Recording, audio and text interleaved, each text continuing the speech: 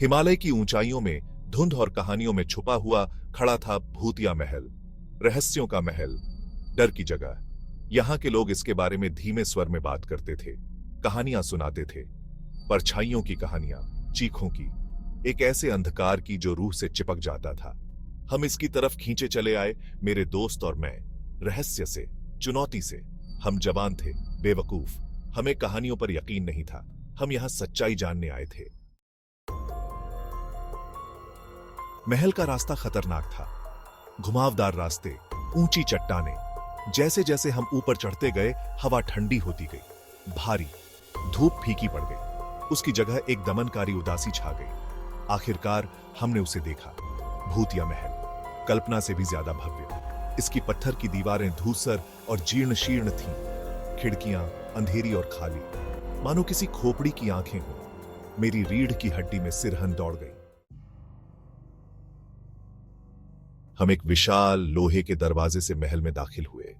यह दरवाजा वर्षों से बंद था और उस पर जमी धूल और मकड़ियों के जाले इस बात का प्रमाण थे।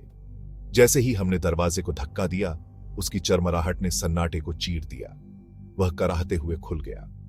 दरवाजे की आवाज इतनी भयानक थी कि हमारे रोंगटे खड़े हो गए। ऐसा लगा जैसे सदियों की खामोशी को किसी ने तोड़ दिया हो, मानो सदियों की खामोशी के बाद उसे किसी ने जगाया हो। अंदर का माहौल और भी डरावना था। हर चीज पर धूल की मोटी परत जमी हुई थी और हवा में एक अजीब सी बासी गंध थी। अंदर हवा बासी और धूल भरी थी।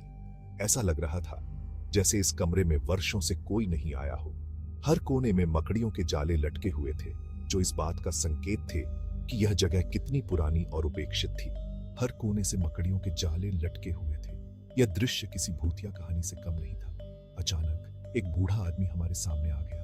उसकी आंखों में डर साफ दिखाई दे रहा था। देखभाल करने वाला एक बूढ़ा आदमी जिसकी आंखों में डर समाया हुआ था, हमें चेतावनी दी। उसने हमें बताया कि इस महल के उत्तरी हिस्से में जाना मना है।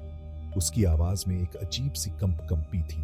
उसने धीमे से कहा, उत्तरी हिस्से से दूर रहना यह मना है। उसकी चेतावनी ने हमारे दिलों में और भी डर भर दिया। हमने उससे और जानकारी मांगने की कोशिश की, लेकिन उसने कुछ भी कहने से इनकार कर दिया। उसने आगे कुछ भी कहने से इनकार कर दिया। उसकी आंखों में डर और चिंता साफ दिखाई दे रही थी।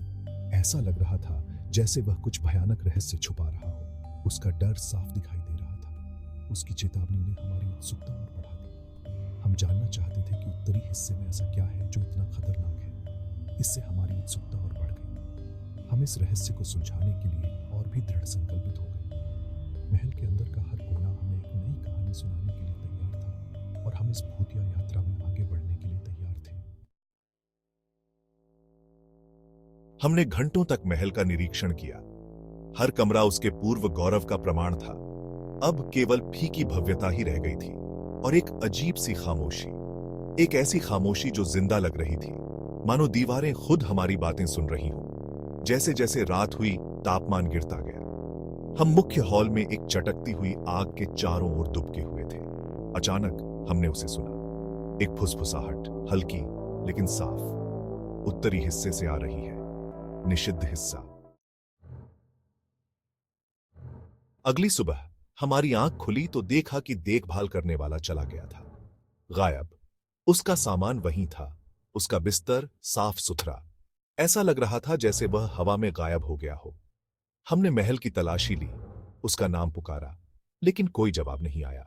सिर्फ हमारी अपनी आवाजों की गूंज और वह अजीब सी खामोशी, एक ऐसी खामोशी जो अब और भारी लग रही थी और ज्यादा दमनकारी।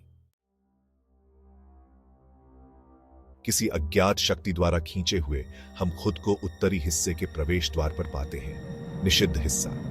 दरवाजा बंद था, लेकिन लकड़ी सड़ चुकी थी। थोड़ी सी ताकत लगाते ही हमने उसे तोड़ दिया। अंदर हवा बर्फ की तरह ठंडी थी, अंधेरा बिल्कुल घना। हम अपनी मशालों के लिए टटोलने लगे। जैसे ही रोशनी टिमटिमाई, हमारी सांसें अटक गईं। हमारे सामने लुभावनी सुंदरता का एक कमरा था और अकल्पनीय उदासी। यह कमरा एक महिला का शयन कक्ष था। यह महिला एक समय में इस महल की रानी थी, जो अपनी सुंदरता और रहस्यमय व्यक्तित्व के लिए जानी जाती थी। लेकिन अब यह कमरा एक भूतिया स्थान बन चुका है, जहां अजीब घटनाएं होती रहती हैं। आलीशान, फिर भी दशकों से अछूता। यह महल कभी रानी की शान और शौकत का प्रतीक था, लेकिन अब यह वीरान और सुनसान पड़ा है। इसके हर कोने में एक कहानी छुपी हुई है, जो समय के साथ धुंधली हो गई है। एक ड्रेसिंग टेबल पर एक चमकदार वस्तु पड़ी थी, एक पन्ने का हार। यह हार रानी की सबसे प्रिय वस्तु थी, जिसे वह हमेशा अपने पास रखती थी। इसकी चमक और सुंदरता ने सभी को मंत्रमुग्ध कर दिया था। इसकी हरी गहराई अंधेरे में चमकती हुई प्रतीत हो रही थी। ऐसा लगता था जैसे यह हार अपने अंदर कोई रहस्य छुपाए हुए है। इसकी चमक ने कई लोगों को अपनी ओर आकर्षित किया, लेकिन इसके पीछे की कहानी बहुत ही दुखद और रहस्यमय थी।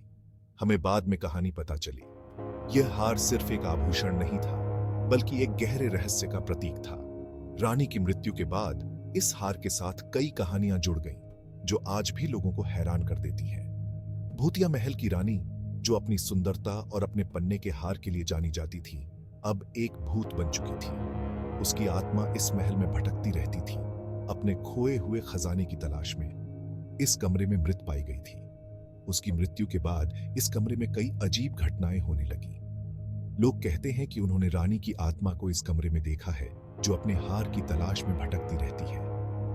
हत्या कर दी गई, कुछ लोगों ने कहा, लेकिन उसकी मृत्यु के पीछे की सच्चाई आज भी एक रहस्य बनी हुई है।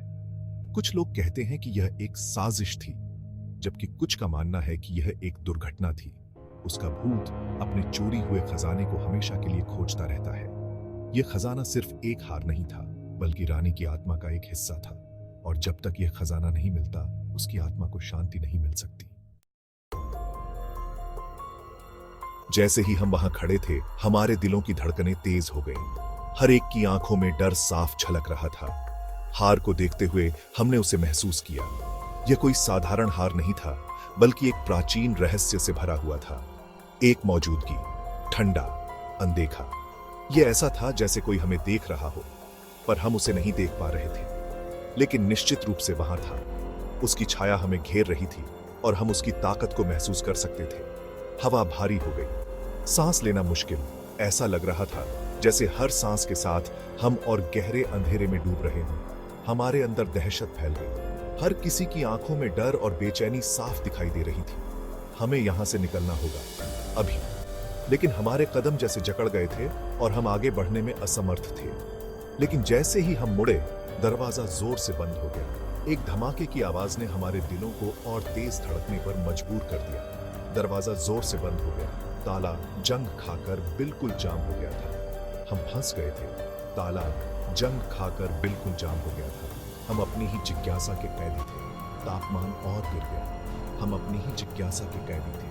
तापमान और गिर गया। हमारे चारों ओर की ठंड ने हमें जकड़ लिया था। हमारी सांस हवा में बर्फीले बादल बन गई। हर सांस के साथ हमारी हिम्मत और टूटती जा रही थी। फिर हमने उसे फिर से सुना, फुसफुसाहट। यह आवाज हमारे कानों में गूंज रही थी, जैसे कोई हमें चेतावनी दे रहा हो। अब और पास एक औरत की आवाज। उसकी आवाज में एक अजीब सी पीड़ा और गुस्सा था, दुख से भरी हुई, क्रोध से।